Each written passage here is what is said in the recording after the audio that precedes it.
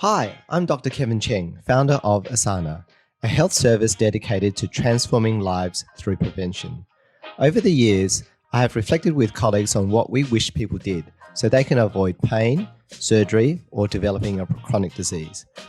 Often the answer lies in embracing a proactive mindset and putting healthy lifestyle practices into action. By doing this, the upside is not only better health, but also saving us time, money, and stress in the long run. In this podcast, I'm joined with my friend Saxon Piggott to chat with a new health expert each week.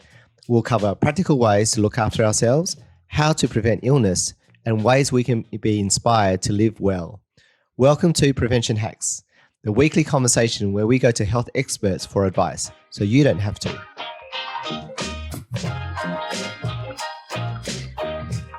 Rob, thank you for joining our Osana podcast, which is called Prevention Hacks. You're one of our fabulous GPs at Osana, and today we're talking about skin and skin cancer.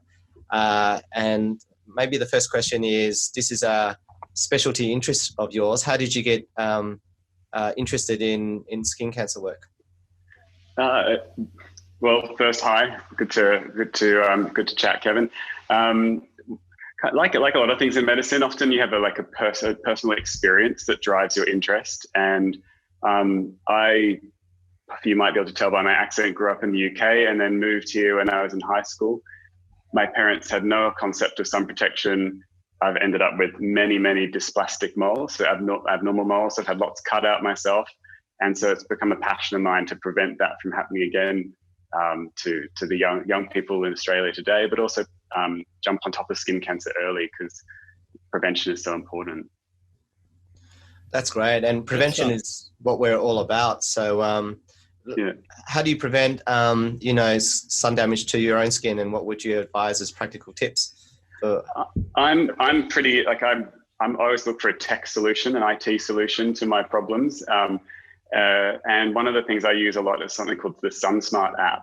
It's made by the Cancer Council, and you basically just put in your location and it sends you a little notification every day at what time you need to wear sun cream and what time you don't need to wear sun cream. So that way you get your vitamin D, but by not wearing it when you don't need it, and then you wear your sun cream when you do need it. So yeah, I was going to ask about that. Hi, Rob. Hi. Vitamin D. Yeah. Aren't we? Isn't there like a competing priority there between not getting skin cancer and vitamin D? How do you manage that? Yeah, it's a challenging one because I'd say a large number of my patients who work in offices, they really don't get enough vitamin D. And in winter, someone with my skin type 2, you need to get about half an hour of sun on your arms and face every single day, which is really challenging. And in summer, only about 10 minutes.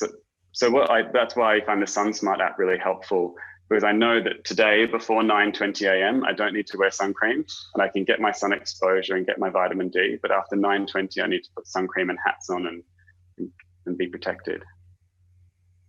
Well, I'm going to have to get the app then. Sounds good. So is there a, I got two questions. It's a two-part question. It's a two-parter. Yeah. What's melatonin? Like, what is it? And do different skin types have more or less of it? Doesn't matter. Because as a white guy, if I go in the sun for too long, I basically burst into flames. Yeah. So melanin is a pigment. It's produced by cells in the body called melanocytes. And everybody has the same number of melanocytes. Even if you're black, white, Asian, you've all got the same number of melanocytes. So people with darker skin just produce more of that pigment, the melanin. And that pigment protects the lower levels of the skin from the UV rays, from the damaging rays from the sun that cause the DNA damage and ultimately skin cancer. Okay. So everybody still needs to protect themselves. Yeah. But if you've got less melatonin, do you need to be like even more vigilant? Do you need to, or does it not matter? It's just the same for everyone. Yeah, definitely. If you have less, if you have less melanin in your skin, so then you need to be more protected. We have when you come and see a skin doctor or a GP, we'll classify your skin based on a scale called the Fitzpatrick scale. So type 1 and 2. So I'm type 2. I'm sort of classic Anglo, white, can go brown, but mostly red and will peel. Then we've got the sort of really fair type, red hair, blue eyes. That's type 1. That's Nicole Kidman, that sort of skin type. So the people with type 1 highest risk should probably get skin checks every 6 to 12 months and really should stay out of the sun as much as possible. Yeah. Are there any myths, Rob, that you might want the audience to sort of know about or clarify? So do you wear sunscreen when it's a cloudy day? Depending on your skin type, does it mean that some are exempt from the need to cover up and wear sunscreen, etc.? Yeah, I guess that's a lot of people come in saying, oh, I don't need to worry about it because I'm Mediterranean, or I've got I tan really well, or I have a base tan, so I don't need to use sun protection. Doesn't really matter. What matters is the overall ultraviolet exposure that you have throughout your life. And in Australia, with no ozone layer, everybody gets a lot, and so we all need to be careful. Yeah. So working up a tan doesn't protect you. Doesn't provide any protection, unfortunately. Yeah. And the solariums, they can be contributing as well, right? Yeah, absolutely. Only even just a few sessions in a solarium can significantly increase your risk of skin cancer. Yeah. Thankfully, they're banned in New South Wales. But I do know there's a black market where people have bought old ones and running them in their homes still. So right, okay, yeah, not advisable. So what about? Sorry, Kev, you go. Oh, you go. Okay. What about screens? Office. I work in an office, as you can tell. By my phone backdrop. What about screens? Because I heard someone the other day at my office say that you should be wearing sunscreen in front of your screens at work. Yeah, that's not required. No. Not with our modern screens. Not required. But it is important. Screens are more important for a different reason. They release a blue light, which tells your brain that it's daytime, and it turns off the melatonin, which is different to melanin, just to clarify, which prevents you from sleeping. So that's a different issue. Yeah. Yeah, I think Sax, your sleep habits and coffee habits, that's another podcast. Yeah, we could do another one on that. Yeah. You can't even. There's the mug. There, it's dropping in and out. And so, Rob, what do you do when you do skin checks? What do you look out for, and what would you say are red flags that folks should look out for at home? So when I do a skin check, I take a history, and that's so important. A lot of people think they're just going to get me looking over them with a microscope, but I need to work out their level of risk first. Have they had a lot of sunburn growing up? Have they got a family history of skin cancer? Are they on medications that suppress their immune system, like people who have rheumatoid arthritis or autoimmune conditions? All those things help me build a picture before I go in and start looking to see how suspicious I need to be. And then once I get someone into the treatment room to do an examination, I'll ask you to change down to underwear. I do make people remove socks because you can get melanomas even between your toes or under your armpits or in non-sun exposed areas. And then I just systematically go top to bottom with the dermatoscope. So this is a dermatoscope, and look at every single lesion on their body. And if you don't look, you won't find. So you have to look everywhere, behind the ears, in the hair, So, and if the person who's doing the skin check doesn't use one of these, a dermatoscope, then it's probably not a thorough skin check. Mm. Yeah. What about SPF? Because when I was growing up, SPF 15 was the standard, and now we're up to, I don't know what it is, at 50? Yeah. So like if 15 was good enough when we were growing up, then surely it's good enough now. Like, is there a problem with 15? Do we need to be whacking on 50? The Cancer Council recommends 30, and anything above 30 is fine. I always say to people, a sun cream you use is better than no sun cream. So if you can't use a 50 because it's too thick and gluggy and you hate it and you're not going to use it, then just use a 30 and apply it more frequently. But if you want to be is extra too short, go mild. to 50. If you're a type 1, you should be throwing as much 50 on as you can get. Yeah, absolutely. If you're type 1, 50 plus and reapply every 2 hours. Yeah. Hey Rob, with the dermatoscope, I'm more antique than you are. So when we did med school 20 plus years ago, it was all about the ABCD, the symmetry, the borders, are they irregular, and are there different colors, and so those were generally the messages that we shared with patients at a naked eye level. But with great technology and better equipment these days, it's getting quite refined and sophisticated. The warning signs that we can pick up. What have you noticed over time, and then kind of what are some practical tips that you would share with patients on what to look for, without a dermatoscope? Yeah, you're right.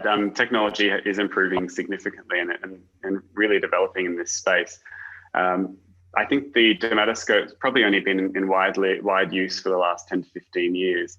Before that, we relied on the naked eye and just went, oh, that looks a bit funny, let's cut it out.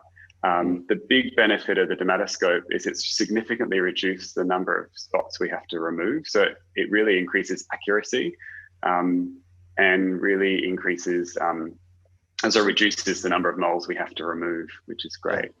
But I mean, at home, no, you don't have one of these and you're not trained to use it. So we do have that, the sort of mnemonic that you already mentioned. So it's great if everybody could try and learn this. And it's the A, B, C, D, and recently we've added E, F, and G. So A is for asymmetry. If the moles are like a funny shape, moles should be nice and round or oval. If it's a funny shape, you should get it looked at. If it has an irregular border, should be looked at. If it's got more than one color, a mole should just be like a nice brown or dark or black color. If it has multiple colors, it should be looked at. Or big, so diameter. If it's greater than 6 millimeters, should be looked at. And then the last 3 letters, the EFG, were added because there is a type of melanoma that can grow really quickly, and it's called a nodular melanoma. And so the EFG stands for elevated, fast, and growing. So if you see a spot that's elevated, fast, and growing, that should be reviewed urgently. So. Are there parts of the body that are more prone to it? Are there parts of the body you should keep a closer eye on? Yeah, so in men, the most common site for melanoma is on the back, and in women, the back of the legs. So there's some key spots to keep an eye on. However, we see melanomas in areas that don't see the sun. So that's why a full body skin check's useful. And the strangest place is the back of the eye. So the retina, you can get melanomas. So that's why they've also added on slide-on sunglasses to the old slip, slop, slap advice. And is current recommendations, Rob, for everyone to get a skin check, but some more often than others? It varies depending on your risk. So type 1 skin, that red hair, blue eyes, probably should get a skin check every 6 to 12 months. Yep. Myself, type 2, saying that every 12 months. But if you're sort of darker skinned, then you probably don't need to have it as often, every 24 months, or just keep a good look at your skin. And if anything new pops up, get it looked at. Often if you have darker skin, you have less moles, so it's easier to keep an eye on your own skin. But if you see anything new pop up, get it looked at. Yeah, or getting your partner or your spouse to have a look if it's on the back. Definitely. Yeah. And prevention is so important. So what's the worst that you've seen, and paint a difference of like early detection, the benefits of that, versus if you leave it to what you have to have done, getting it taken out, but also the worst case scenario of having skin cancer. Yeah. Well, okay. So we now know that the earlier you get sunburnt, the earlier you will get skin cancer. and it can take up to 30 years from the burn to develop the skin cancer. And so that's why kids were so careful. The youngest person I've seen with melanoma was an 18-year-old, and the melanoma came up in an area where they had a really bad sunburn when they were like an infant. And so we could see a clear correlation between sunburn and melanoma development. The good thing with melanoma is if you pick it up early, it's greater than 95% curable. You can completely cure it. It's more of a hassle than a major problem. Yeah. And sun awareness has been such a big public health campaign, I suppose, over the years, where I think if I chat to my in-laws, they've had sunspots and things taken out, and back in the day, you would just get burnt and have peeling skin and it'll be a normal thing. Whereas now we are so cautious, but there's probably still more work to be done to make sure all Aussies are protected and covered up. I know you've got a little bub, so how do you keep your little one safe? It's hard. Yeah, it is hard actually. It was much easier in winter, but now now even just walking down to the shops, I'm really conscious of it, with the little legs hanging out the back of the front of the pram. Right. So under 12 months, you should only use mineral-based sunscreens. So ones that are based on zinc oxide. So I use a zinc oxide-based sun cream on his little chubby legs and face.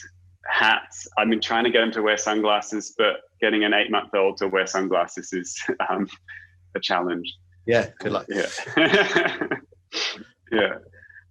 And then it's good. Yeah. Sorry, go ahead. Sorry, you go. Oh no. I was just going to say, it's good to know that 95% success rate. That makes me feel a little bit less freaked out when my doctor tells me he's got to cut something out. Nobody's ever said that before. This should be the first thing that doctors say. Look, 95% success rate. Yeah, it's that's why getting checked so early is so important. If you leave things late, the melanoma can spread, and once it's spread, survival rate's only about 7 to 20%. So although that is increasing with new medications that are coming out, thankfully. Yeah. Okay. Yeah, it sounds like it's best to get in early. Yeah, definitely. And men are the worst. We tend to leave things until they're, something's falling off before we get checked. So, yeah. That's a nice message for us, all heading into summer. So thank you so much, Rob. We know you do skin checks. We've got another couple of GPs that do skin checks as well. So thank you so much, and look forward to having you back on the podcast for the next topic. Great. Thanks for having me.